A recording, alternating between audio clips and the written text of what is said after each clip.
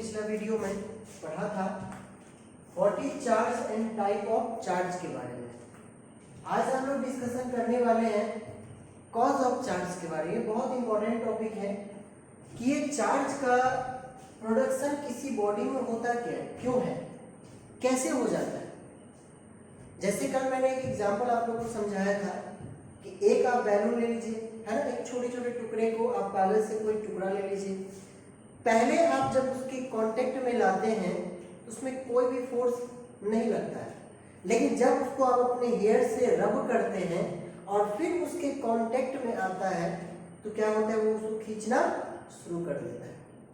इसका मतलब हम लोग ये चीज जरूर समझ रहे हैं कि किसी बॉडी में पहले चार्ज नहीं होता है क्योंकि वो न्यूट्रल होता है।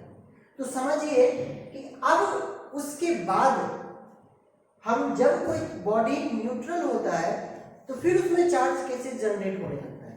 तो चलिए मैं आगे बढ़ते हैं हम लोग और समझते हैं इसको कि कॉज ऑफ चार्ज क्या है, किसी बॉडी में चार्ज का प्रोडक्शन कैसे होता है।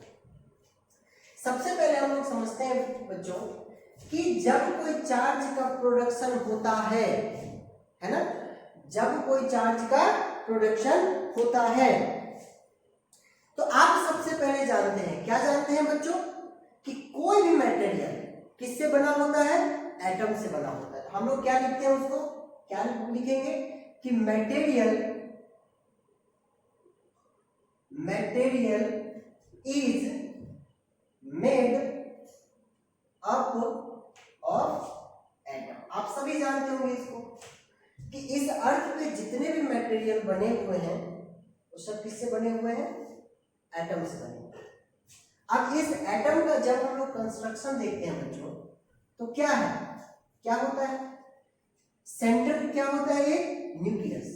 न्यूक्लियस में क्या क्या होता है, प्रोटॉन और न्यूट्रॉन। क्या क्या होता है, प्रोटॉन और न्यूट्रॉन। और इलेक्ट्रॉन क्या होता है बच्चों, इसके चारों ओर सराउंडिंग में घूमता है ना। आप सभी जानते हैं कि ये जो एटम होता है, एटम में कुछ इस तरीके से इलेक्ट्रॉन क्या करता है, सराउंडिंग ये राउंड करता है। और न्यूक्लियस में, एटम के जो न्यूक्लियस होता है उसमें क्या होता है, प्रोटॉन और न्यूट्रॉन होता है।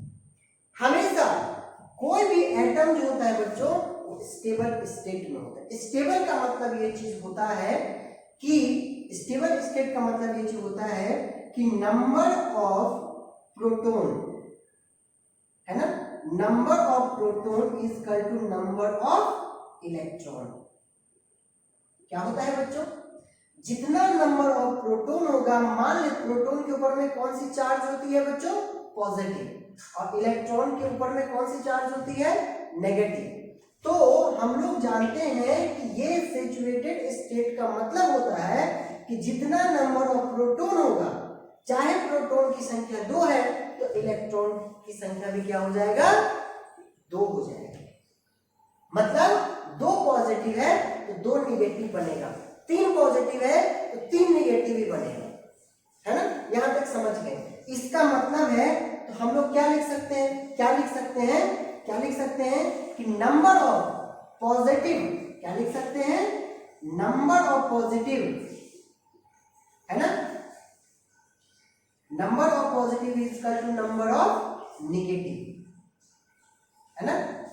Number of positive is equal to number of negative. तो आप ये चीज बता सकते हैं कि कोई आपसे पूछ देगा कि तो बताओ नेट चार्ज क्या होगा, नेट चार्ज क्या होगा, तो आप क्या बता सकते हैं, आप बता ये चीज सकते हैं कि जितना पॉजिटिव है, यदि 2 पॉजिटिव है तो 2 नेगेटिव चार्ज भी, 2 इलेक्ट्रॉन भी रहेगा, तो क्या हो जाएगा नेट, तो क्या हो जाएगा, 0। क्या हो जाएगा, 0। इसीलिए एटम क्या होता है हमेशा बच्चों, स्टेबल स्टेट में होता है। किस स्टेट में होता है एटम, हमेशा स्टेबल स्टेट में होता है। चलिए अब यहां से जब ये स्टेबल स्टेट में था, इसका मतलब है कि हम लोग जो बैलून को रब किए थे उसमें पहले कोई अट्रैक्शन नहीं था, उसमें कोई अट्रैक्शन नहीं था। जितने भी ऑब्जेक्ट हैं बैलून लिए थे वो भी एक एटम से मिलके बना हुआ था, है ना, उसमें कोई पहले अट्रैक्शन नहीं था।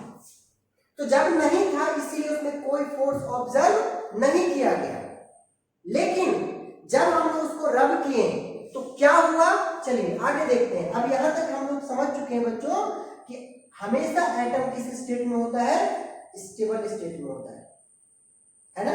चलिए अब समझते हैं हम लोग आगे, कुछ इसको और डिफाइन करते हैं कि अब ये चार्ज कैसे बनने लगता है, एटम जो है वो चार्ज को कैसे स्टोर करने लगता है, तो आगे समझते हैं। अब ध्यान से इस चीज को समझिए। तो मान लेते हैं दो मटेरियल का आप एटम ले लीजिए, एक का नाम आप ले लीजिए ए और एक का नाम आप ले लीजिए बी। आप सभी जानते हो बच्चों कि इलेक्ट्रॉन क्या होता है, इसके आउटर मोस्ट शेल में क्या करता है, ये राउंड करता है, और न्यूक्लियस में क्या होता है, प्रोटॉन होता है। अभी मैंने आपको बताया हो, क्या बताया कि जो नंबर ऑफ इलेक्ट्रॉन होता है वो नंबर ऑफ प्रोटॉन के बराबर होता है। तो आप सभी जानते हो, लेट कर लीजिए, मान लीजिए कि 4 क्या है आपका इलेक्ट्रॉन है, तो न्यूक्लियस में क्या होगा, 4 क्या होगा, प्रोटॉन भी होगा। इस एटम की बात करते हैं तो इस एटम में लेट मान लीजिए कि 5 इलेक्ट्रॉन है, 5 इलेक्ट्रॉन है, तो सेंटर में क्या होगा, 5 प्रोटॉन भी होगा। तो अब ये दोनों क्या है, स्टेबल है। अभी क्या है, ये दोनों स्टेबल है। इसका मतलब ये दोनों बैलेंस है, मतलब जितना इलेक्ट्रॉन की संख्या है उतना ही प्रोटॉन की संख्या है, जितना इलेक्ट्रॉन की संख्या है उतना ही प्रोटॉन की संख्या है। अब यहाँ पे क्वेश्चन है कि कैसे चार्ज प्रोडक्ट होने लगता है इस एटम के अंदर, कैसे चार्ज का बनना शुरू होता है। तो चार्ज का जो बनना शुरू होता है ट्रांसफर ऑफ इलेक्ट्रॉन से। अब मान कुछ समय के लिए लेट कर लीजिए, यहां से मैंने क्या किया, 2 इलेक्ट्रॉन को ट्रांसफर कर दिया, ए टू बी में ट्रांसफर कर दिया। ए टू बी में मैंने इस 2 इलेक्ट्रॉन को ट्रांसफर कर दिया। अब यहां पे क्वेश्चन आता है बच्चों कि इलेक्ट्रॉन ही ट्रांसफर क्यों हुआ, प्रोटॉन क्यों नहीं हुआ, क्योंकि इलेक्ट्रॉन जो होता है वो आउटर सेल में होता है, ये फ्री होता है, ये क्या होता है, फ्री होता है। लेकिन ये जो होता है प्रोटॉन, ये न्यूक्लियस में ये क्या होता है, ये पूरी तरीके से क्या होता है, ये फ्री स्टेट में नहीं होता है, ये फ्री नहीं होता है, ये न्यूक्लियस के साथ बंधा हुआ रहता है। लेकिन ये क्या करता है, फ्री होता है, ये चारों ओर ऑर्बिट में घूमता रहता है। बस इसको कुछ एनर्जी की जरूरत होता है, उसको भी समझाऊंगा बच्चों। अब इसमें कहां से एनर्जी प्रोड्यूस होता है मैं उसको भी समझाऊंगा, पहले समझिए। इसको कुछ एनर्जी की जरूरत पड़ता है, ये अपनी क्या करता है, इलेक्ट्रॉन तुरंत एक एटम से दूसरे एटम में जंप कर जाता है। ये एक एटम से दूसरे एटम में क्या कर जाता है, जंप कर जाता है ना। तो क्या हो गया, अब यहां पे समझते हैं, ये 2 इलेक्ट्रॉन को जब ट्रांसफर कर दिया तो कितना बचा इसके पास, 2 इलेक्ट्रॉन को जब इन्होंने ट्रांसफर कर दिया तो 2 कम हो गया, क्या हो गया, 2 कम हो गया, कितना इसके पास बचा, तो 2 इलेक्ट्रॉन बचा, क्या बचा, 2 इलेक्ट्रॉन बचा।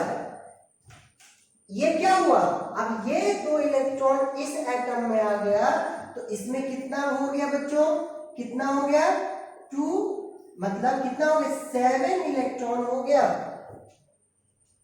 7 इलेक्ट्रॉन हो गया। अब यहां से समझते हैं बच्चों, अब यहां से क्वेश्चन आ जाता है कि मैंने इलेक्ट्रॉन को ट्रांसफर कर दिया तो इसके ऊपर में कितना चार्ज आ गया और इसके ऊपर में कितना चार्ज बना। तो सिंपल सी कॉन्सेप्ट है, आप यहां देखिए, प्रोटॉन कितना है बच्चों, 4 प्रोटॉन है, और इलेक्ट्रॉन कितना है, इलेक्ट्रॉन कितना है, 2 इलेक्ट्रॉन है। तो किसका पॉजिटिविटी ज्यादा है, इसका मतलब है ये जो एटम है, ये जो एटम है क्या कर देगा, ये देखिए ये 4 प्रोटॉन है और ये 2 इलेक्ट्रॉन है, इसका मतलब क्या हो गया, ये क्या है, ये क्या है, इलेक्ट्रॉन से प्रोटॉन, इसका मतलब ये जो एटम है ये इसके ऊपर में किसकी चार्ज आ जाएगा, पॉजिटिव चार्ज आ जाएगा। क्या बन जाएगा ये एटम क्या बन जाएगा, पॉजिटिवली चार्ज हो जाएगा। और इसमें सिंपल से आप कंपेयर कर सकते हैं, क्या कर सकते हैं, देखिए कंपेयर कर लीजिए, है ना। क्या कंपेयर कर लेंगे, यहाँ 5 प्रोटॉन है और यहाँ पे 7 इलेक्ट्रॉन है, तो कौन ग्रेटर हो गया, निगेटिविटी ज्यादा हो गया। इसमें निगेटिविटी क्या हो गया, ज्यादा हो गया। क्यों, इसमें 5 प्रोटॉन था और इसमें 7 इलेक्ट्रॉन है। तो इसमें इस एटम में बच्चों निगेटिविटी की जो एबिलिटी है, नंबर ऑफ इलेक्ट्रॉन जो है वो ज्यादा हो गया, मतलब नेगेटिव चार्ज जो है इसमें निगेटिविटी जो है ज्यादा हो गया। किससे, प्रोटॉन से। कितना, तो देखिए 7 था, ये 5 है, कितना ज्यादा हो गया, 2 इलेक्ट्रॉन ज्यादा हो गया, ये 2 इलेक्ट्रॉन ज्यादा हो गया। इसका मतलब है इसमें नेगेटिविटी, इसका मतलब ये एटम क्या हो जाएगा बच्चों, नेगेटिव चार्ज हो जाएगा। ये क्या हो जाएगा, नेगेटिव चार्ज हो जाएगा। अब यहां से बच्चों एक चीज और समझते हैं, सिंपल से आपको ये लिखना है तो आप इसको नोट डाउन कर सकते हैं कि क्यों चार्ज होता है एटम में, तो due to transfer of electron, due to transfer of electron. तो आप एक पॉइंट में आप जरूर लिख लीजिएगा कि due to transfer of electron से क्या होने लगता है, ये क्या होने लगता है, यहां पे मैं लिख देता हूं, यहां हेडिंग में लिख देता हूं, ड्यू टू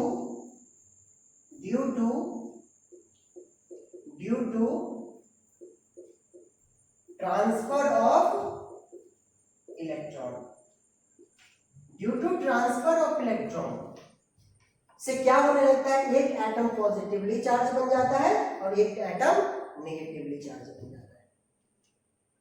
अब यहां पे एक बात और आप लोग को बच्चों याद रखना है कि पॉजिटिव का जो मास होता है वो मींस प्रोटॉन का जो मास होता है वो इलेक्ट्रॉन के मास से ज्यादा होता है। प्रोटॉन का जो मास होता है वो इलेक्ट्रॉन के मास से ज्यादा होता है, ये आपको याद रखना है ना। अब यहां पे मैं इसी का एक अगला टॉपिक है बच्चों, हाउ बॉडी इज चार्ज, कैसे बॉडी, किस तरीके से आप किसी बॉडी को चार्ज कर सकते हो। तो चलिए हम लोग आगे पॉइंट में पढ़ते हैं उसको। तो बच्चों अब हम लोग 4th टॉपिक पढ़ने जा रहे हैं कि हाउ बॉडी इज चार्ज, किस तरीके से किसी बॉडी में चार्ज का प्रोडक्शन हो सकता है, कितने तरीके से। तो मैंने यहाँ पे फर्स्ट लिखा है कि चार्जिंग बाय फ्रिक्शन, है ना, चार्जिंग बाय फ्रिक्शन। दूसरा मैंने लिखा है चार्जिंग बाय कंडक्शन और तीसरा मैंने लिखा है चार्जिंग बाय इंडक्शन। चलिए तीनों के प्रोसेस को समझते हैं बच्चों कि चार्जिंग बाय फ्रिक्शन जिसको हम लोग क्या बोलते हैं, रबिंग। इजी वे में आप पहले एग्जांपल में भी समझ चुके हैं, है ना, कि मैंने एक एग्जांपल के तौर पे आप लोगों को समझाया था कि जब भी किसी दो बॉडी को रब करते हैं तो चार्ज का प्रोडक्शन होता है। इजी है, आप इसको समझ गए होंगे। जैसे बैलून का मैंने एग्जांपल लिया था, उसी तरीके से आप समझते हैं कि चार्जिंग बाय कंडक्शन और चार्जिंग बाय इंडक्शन, ये दो इंपॉर्टेंट है बच्चों। ये दो मेथड और है चार्ज को प्रोड्यूस करने का। तो देखिए समझिए, इसमें मान लेते हैं बच्चों कोई एक मटेरियल है जिसका एटम मैंने इसमें ले लिया, है ना। यहां पे मैंने क्या किया, एक अनटच, बिना टच किए हुए, मैंने टच नहीं किया है, क्या किया मैंने, इसमें मान लेते हैं कि एक दूसरा कोई कंडक्टर लिया जिसमें निगेटिविटी ले लिया मैंने। अब ये एटम है बच्चों, तो आप सभी जानते हो क्या है, तो ये बैलेंसिंग फॉर्म है। क्या है ये, बैलेंसिंग फॉर्म है। तो कैसे बैलेंसिंग फॉर्म है, तो जितना इसमें पॉजिटिव होगा, जितना इसमें पॉजिटिव होगा उतना ही नेगेटिव होगा। 3 पॉजिटिव है तो 3 नेगेटिव भी होगा। अब यहां पे है कंडक्शन, कंडक्ट होना, मतलब मैंने क्या किया, इसको इसके कांटेक्ट में लेके इसको मैंने कनेक्ट कर दिया। जब मैंने कनेक्ट किया बच्चों तो क्या हुआ, ये जो चार्ज है वो रिप्लेस हो गया। कहां पे आ गया, तो यहां देखिए क्या हो गया, क्या हो गया, रिप्लेस हो गया। यहां पे एक नेगेटिविटी आ गई। अब यहां पे कितना बचा बच्चों, यहां पे कितना बचा, तो 3 बचा, एक नेगेटिव तो ट्रांसफर हो गया। फिर जैसे अभी एयर था, जब तक एयर था तब तक इसमें कोई चार्जिंग ट्रांसफर नहीं हुआ, लेकिन जैसे ही मैंने कंडक्ट किया, जैसे ही मैंने कंडक्ट किया, जैसे मैंने इसको कंडक्ट कर दिया, ये क्या हो गया, फिर से यहां पे क्या हो गया, एक चार्ज यहां से निकल के फिर से इसमें ट्रांसफर हो गया। तो देखिए, ये देखिए आप, है ना, फिर से क्या हो गया, यहां से चार्ज ट्रांसफर होके फिर से इस एटम में, इसमें कंडक्ट हो गया। तो अब यहां पे कितना बच गया बच्चों, 2 नेगेटिव आ गया। और आप सभी जानते हो ये क्या करेगा, आप सभी जानते हो चार्ज के बीच में जो सेम चार्ज होता है उसके बीच में रिपल्सन हो रहा है। तो ऑब्वियसली आप जानते हो जैसे ही, जब तक ये कनेक्ट नहीं था, जैसे ही इस दोनों के बीच में गैपिंग कम किया या कंडक्ट किया, तो इस रिपल्सन का जैसे इसमें फोर्स लगेगा ये तुरंत जंप करके इसमें अरेंज हो जाएगा। ये प्रोसेस बार बार चलता रहता है। अब यहां से देखिए बच्चों, यहां से देखिए, यहां से कितने पॉजिटिव चार्ज थे, तो 3 पॉजिटिव थे, मतलब 3 पॉजिटिव चार्ज थे, 3 पॉजिटिवली, 3 पॉजिटिव, 3 पॉजिटिव चार्ज है, और क्या है बच्चों, 5 नेगेटिव चार्ज है ना, ये पॉजिटिव था, और कितने नेगेटिव चार्ज है, 5 क्या है, नेगेटिव, है ना, 5 नेगेटिव चार्ज है। तो नेट चार्ज क्या हो गया बच्चों, नेट चार्ज क्या हो गया, नेगेटिव हो गया। क्या हो गया, ये नेगेटिव हो गया। मतलब 3 प्रोटॉन था, अब इसमें इलेक्ट्रॉन की संख्या -5 हो गया। तो क्या बढ़ गया, नेगेटिविटी बढ़ गया। क्या बन गया, ये नेगेटिविटी बन गया। इसका मतलब ये क्या बन जाएगा, ये बन जाएगा आपका निगेटिव। ये क्या बन जाएगा, निगेटिव बन जाएगा, निगेटिव एटम हो जाएगा। मतलब इस एटम के ऊपर में क्या हो जाएगा, ये निगेटिवली हो जाएगा। इसका मतलब हमको चार्ज का जो फॉर्मेशन हुआ वो कंडक्शन प्रोसेस से भी आप चार्ज को प्रोडक्ट बना सकते हो। चलिए अब यहां से बच्चों हम लोग समझते हैं कि चार्जिंग बाय किससे, इंडक्शन मेथड। इंडक्शन आप जानते हैं बच्चों, है ना, कैसे, समझिए मैंने क्या किया बच्चों, एक क्या ले लिया, एक मैंने इसको अनटच एक कोई भी एटम ले लिया, कोई मैटर ले लिया, है ना। अब यहां से आप सभी जानते हो कि यदि इसमें क्या होगा, ये मैटर है, एटम, अब उस मैटर में जो एटम है उसमें क्या है, बैलेंसिंग। फिर से वही चीज को रिपीट कर रहा हूं मैं, ये क्या है, बैलेंसिंग है। अब मैंने इसके बगल में फिर से क्या ले लिया, एक दूसरा मैटर ले लिया जिसमें क्या चार्ज स्टोर था, पॉजिटिव चार्ज स्टोर था। अब ये पॉजिटिवली चार्ज क्या करेगा, इसके जितने भी निगेटिवली है सबको एक पॉइंट पे लेके आ जाएगा। मतलब मैं इस डायग्राम में आप लोगों को समझा रहा हूं बच्चों। इस डायग्राम में आप समझिए कि इसके पास, अभी तक मैंने इसको टच नहीं किया बच्चों, याद रखिएगा, अभी तक मैंने इसको टच नहीं किया है, कुछ नहीं किया, ये टच नहीं होगा। अभी तक मैंने क्या किया, अभी जितने भी पॉजिटिवली चार्ज थे सभी निगेटिवली, जैसे यहाँ पे देखिए ध्यान से, 5 1 2 3 4 5 पॉजिटिव चार्ज थे, तो इसके साथ में इसके कॉर्नर पे 5 नेगेटिव चार्ज आ जाएंगे। अब बाकी पोर्शन में क्या होगा, पॉजिटिवली स्टोर होता जाएगा। क्या होता जाएगा, पॉजिटिवली स्टोर होता जाएगा, है ना, क्या होता जाएगा, पॉजिटिवली हो जाएगा। अब अगला स्टेप हम लोग जानते हैं बच्चों कैसे चार्ज का प्रोडक्शन होता है। तो अब आप यहाँ पे देख सकते हैं, क्या देख सकते हैं, तो यहाँ ध्यान दीजिए, यहाँ ध्यान दीजिए, यहाँ पे क्या कितना था, ये 5 था, तो यहाँ पे मैंने बना दिया 1 2 5 प्रोटॉन था, मीन्स 5 पॉजिटिव चार्ज था, तो 5 नेगेटिव चार्ज था। अब मैंने क्या किया, ये जो पॉजिटिवली था, ये जो पॉजिटिव था, इसको मैंने ग्राउंड कर दिया। क्या कर दिया, ग्राउंड कर दिया। मैं इसको बार बार समझा रहा हूं बच्चों, इसको टच नहीं करना है, मैंने चार्ज को सेपरेट किया है।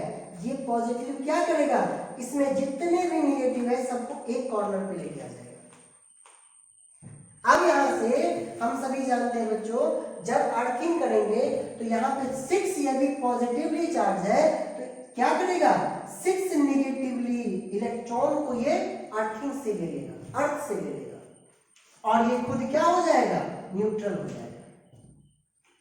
मतलब ये जो 6 प्रोटॉन था, जो 6 पॉजिटिवली चार्ज था और 6 निगेटिवली चार्ज था, अब ये दोनों, ये जो पोर्शन है, इस दोनों का जो नेट हो जाएगा वो हो जाएगा 0। तो इसमें क्या बचा बच्चों, सिर्फ निगेटिव बचा। तो कितना निगेटिव बचा, इसमें निगेटिव बचा 1 2 3 4 5, है ना।